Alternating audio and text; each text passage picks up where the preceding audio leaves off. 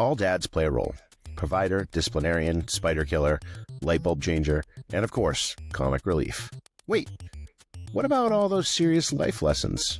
How would we have learned to come home early from those parties, or why we shouldn't cheat on that math test?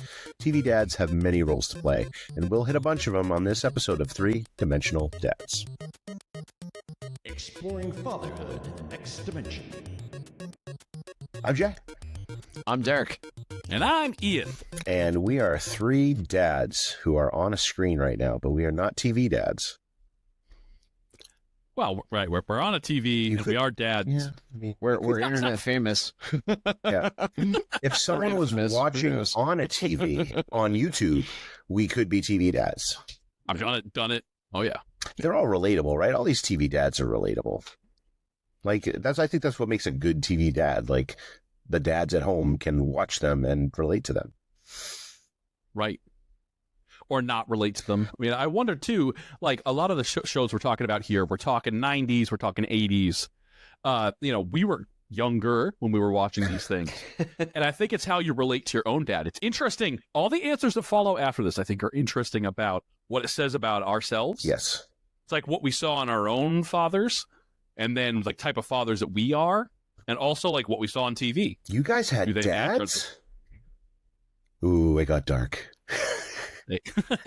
No, my parents got divorced. So the other two men here on the screen, they come from happy homes.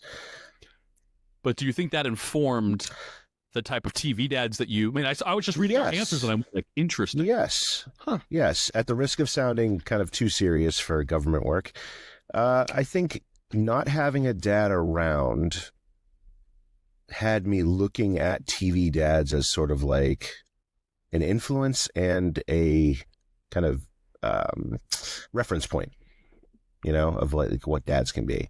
So, I mean, let's just start it right off, right? I know we all are fairly goofy and we're all fairly nerdy, but who do we identify with TV dad? So I'm going to go first. My favorite TV dad is actually a more recent TV dad. It's Phil Dunphy from Modern Family. He's goofy. Oh, yeah. He's king of the dad jokes. He loves magic.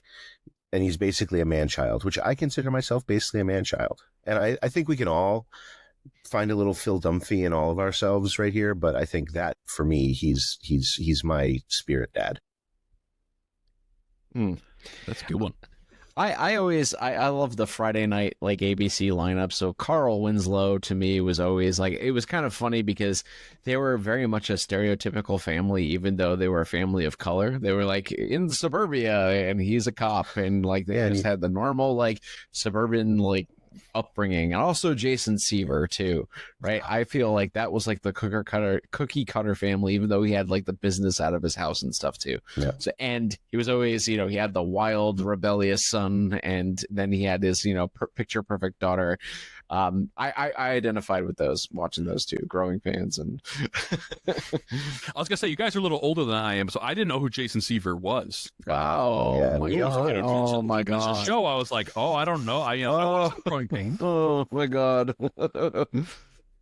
Let me pluck my gray hairs out of here again. You have gray hairs. Look at this. God, yeah, I know. What about you, Ian? All right, so the dad that I relate to, I was going to say on a serious note, Joel from Last of Us. And that escalated. Just started season 2. Well, I mean, I think it's a game I love so much. It's a show I watched, I just rewatched season 1 before season 2. And now that I have daughters, man, I relate to that character so much more of like being a protective father, or what you do for your daughter, or, love for daughters. It's like, man, that show definitely makes me go hug my daughters after watching it. Do you have like a sawed-off shotgun like underneath the sink, Ian, just in case the zombies are coming? The cauliflower burns are Nerf shot. But then I thought, the other one I have is pretty recent. It's Bandit from Bluey. Because, I mean, that show I watch with my daughters all the time.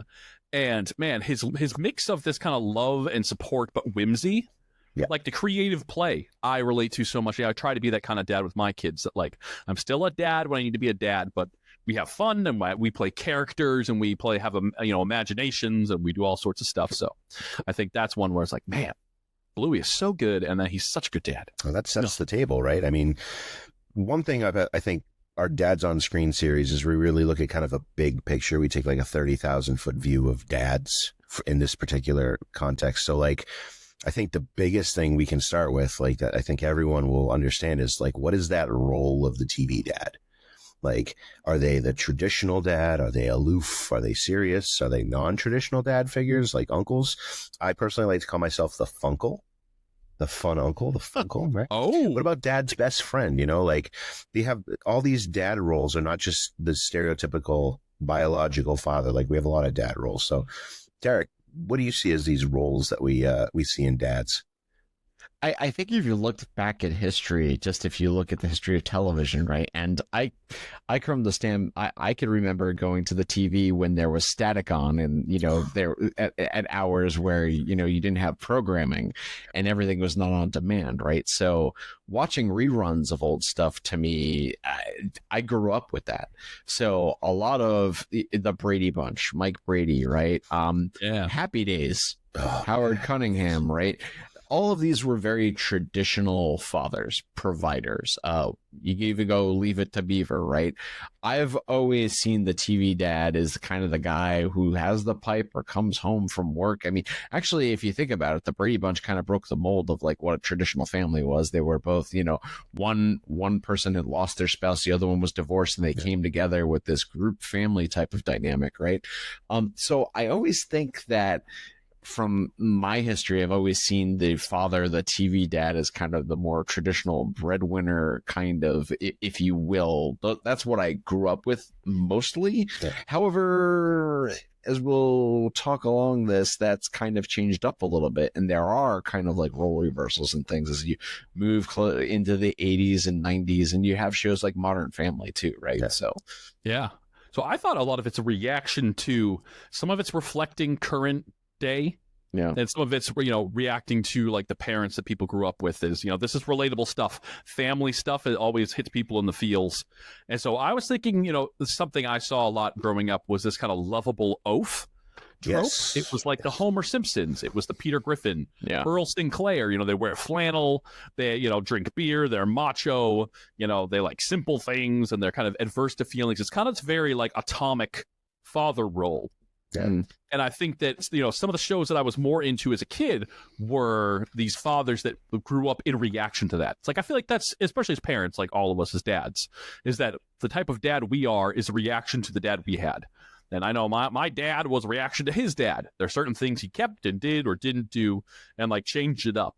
Yeah. And so I think of the like Dan Connor or Danny Tanner that are these like very emotional dads that are into their kids' emotional worlds and are much more like invested into their kids. And, it's a different kind of dad. It's a much more touchy-feely. And those are two different kinds of dads, right? So Dan Connor is more of like that blue collar, like gruff, right? Emotional exterior, whereas Danny Tanner is like, he's more sensitive, right? Especially given like his spouse passes away. He has these two people, his friends living in the house.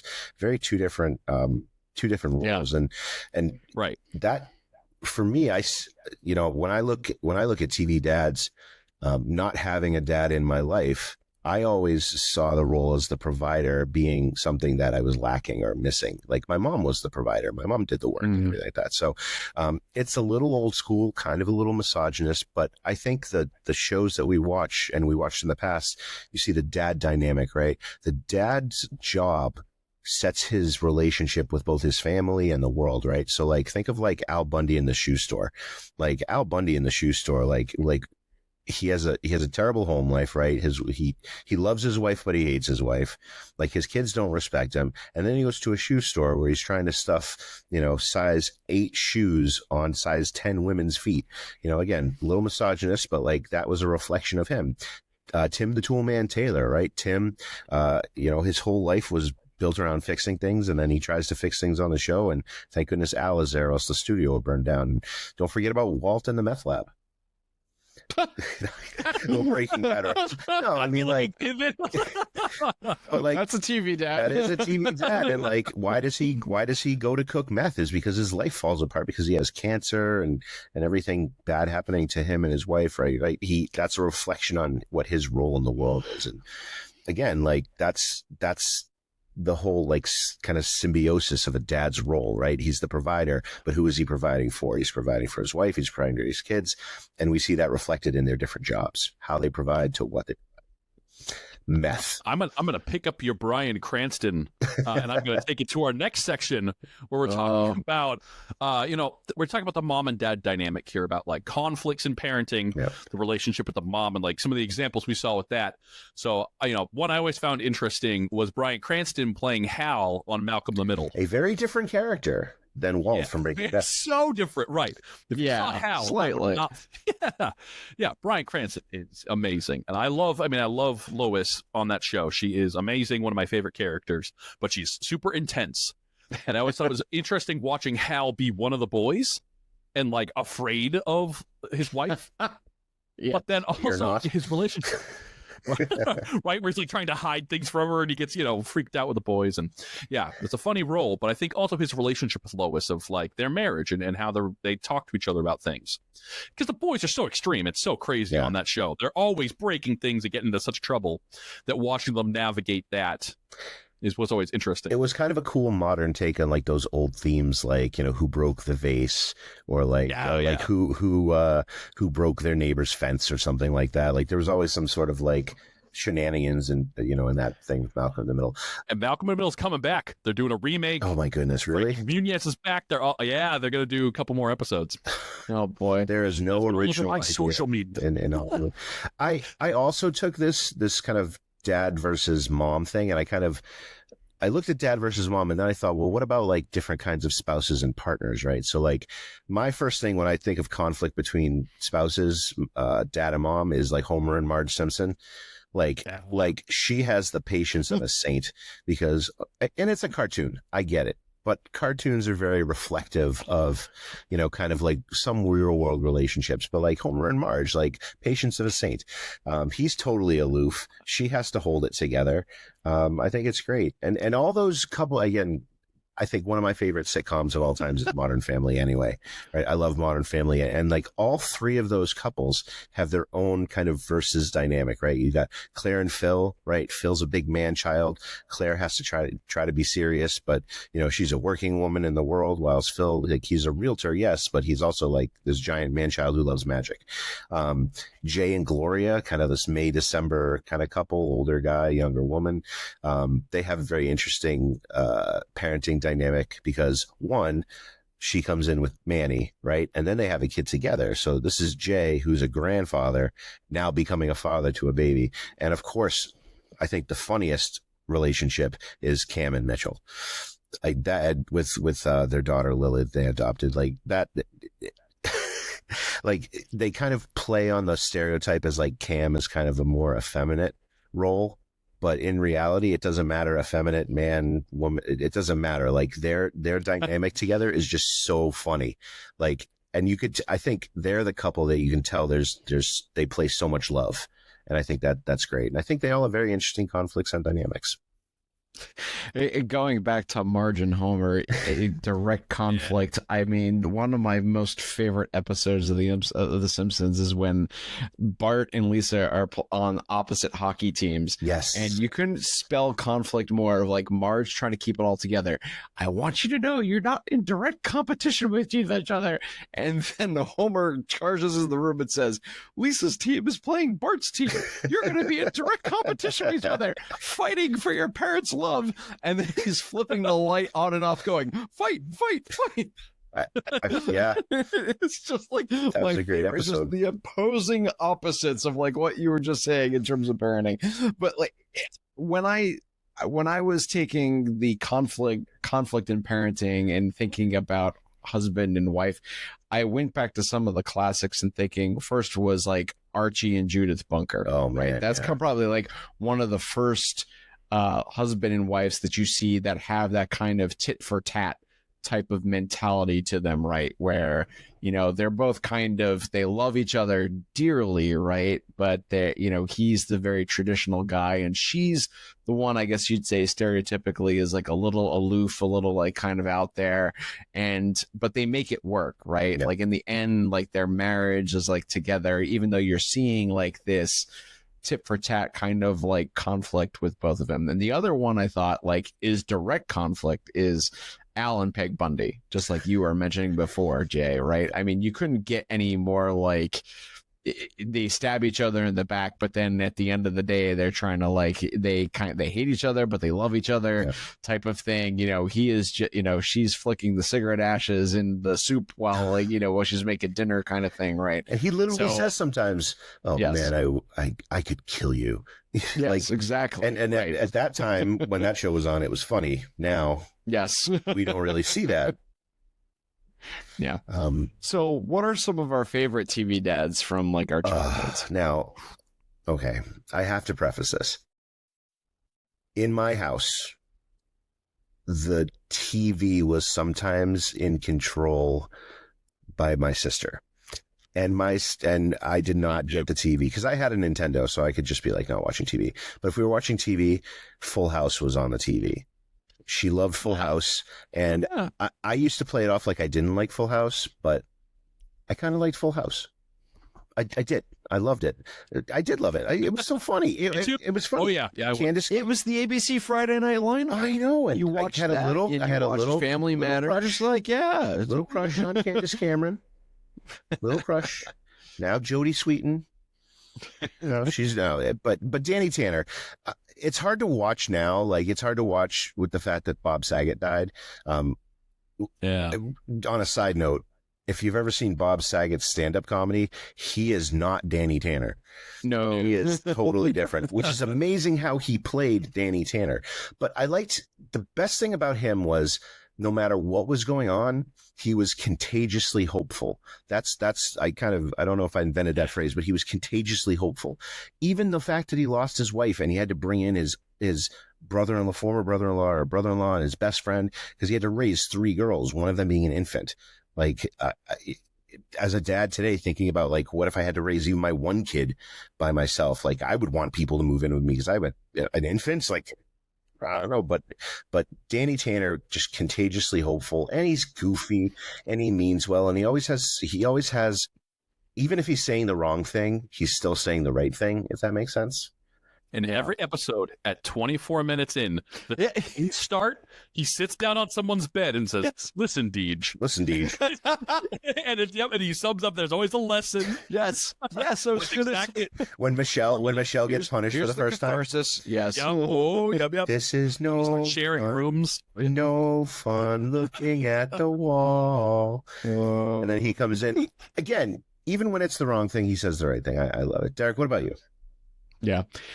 So there were a lot of TV shows I grew up with. One thing that really hit home with me, and looking back on it now, is Tony Maselli, aka Tony Danza from Who's the Boss? Angela. It was a total modern day, like, sort of role reversal too, right? She was the breadwinner of this house. He was a housekeeper that came to live with them. I think they were getting out of the city. He wanted to get his daughter out of like the bad territory or whatnot. And he also is a father figure to her son, Jonathan, as well, right? And then they had the mother-in-law, Angela's mother, Mona, living in the household too. So I really like the fact that they did this kind of modern day role reversal where he has a stereotypically female job and then she's the breadwinner. She kind of has like the stereotypical male kind of role in it where she's the director of the household.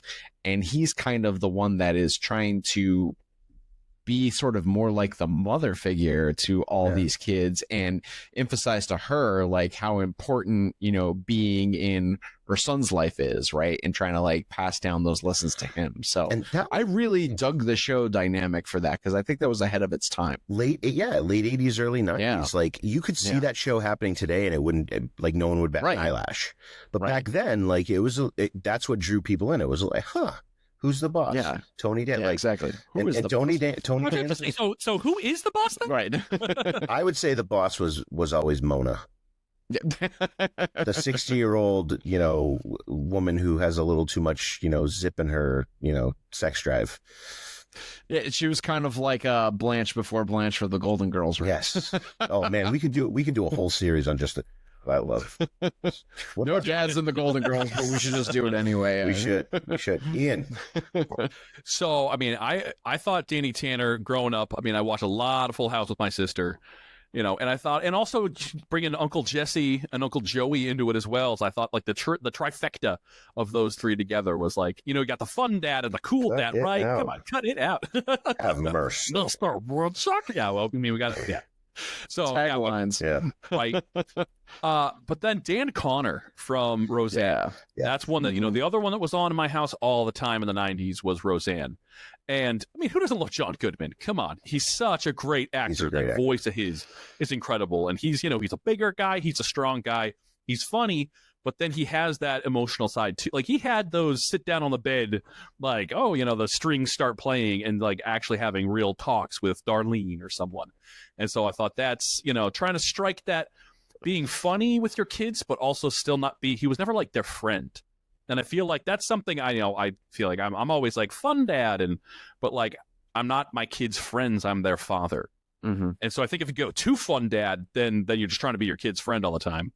And he had Whereas this I think it's a good interesting balance. dynamic with the boyfriends, Becky and Darlene's boyfriends. Oh, right. Like he hated Becky's boyfriend, Mm-hmm. and then he hated David initially, Johnny Galecki, but like eventually he learned to love him. And right. He's this big gruff dude, but you could see like out of like maybe all the TV dads we talked about, like I think he had the biggest heart.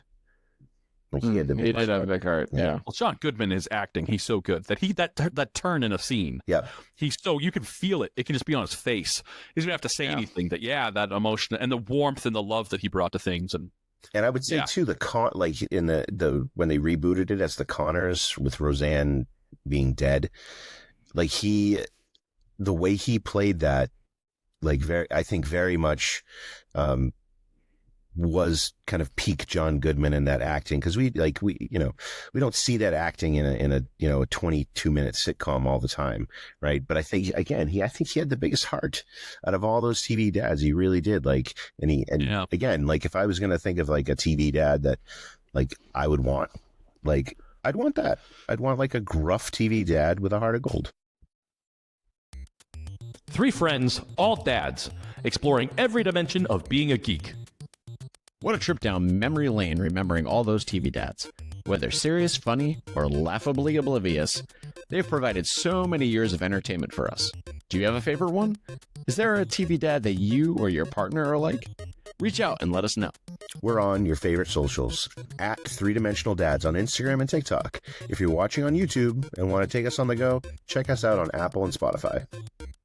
The next few episodes are going to be a blast. We're hitting the MCU hard with our review of Daredevil Born Again, our reaction to Thunderbolts, and our annual summer movie preview. So keep those notifications on for all the good stuff coming on 3Dimensional Dads.